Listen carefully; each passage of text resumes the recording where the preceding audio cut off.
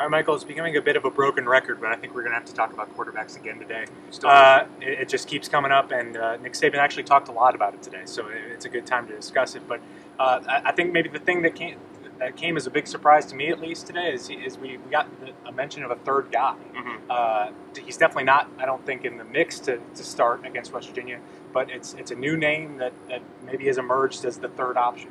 It was surprising to hear Alec Morris to be mentioned. I mean, everyone talks about Cooper Bateman being the next guy. I won't talk about David Cornwell, but to hear Alec Morris' name, it was maybe a surprise to some people. Yeah, we don't see enough of Alec Morris to really know what's changed, what hasn't. But I guess when we're looking at these scrimmages going forward, he's the third guy. And after a couple years in the program, not really being in the mix in previous years, I guess he's made the necessary improvements over the summer to at least put himself in a decent position, maybe looking toward the future, maybe the post-Sims or post-Coker era going forward.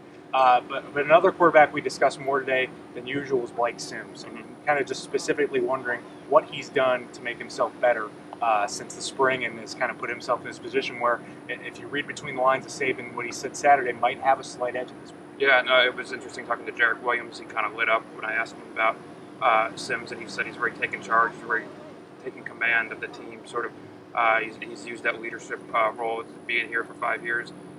He's kind of using that to his advantage. I think that was interesting. It's a lot of improvement in his passing, his throwing a lot better balls out there. So I think he's making his case pretty well. Yeah, and I think that's an area where he can maybe exploit an advantage, because as we've learned about Jacob Coker, he's new to the program. It's really hard to be kind of a vocal guy. Also, we've learned about him, he's kind of a quiet guy, kind of likes to keep himself, likes hunting, likes the outdoors.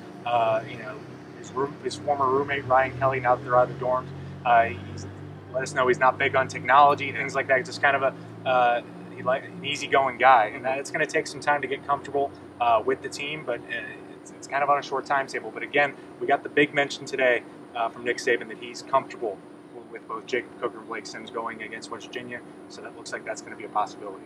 I agree. That's going to be it for us. We'll be back Thursday after another Nick Saban press conference.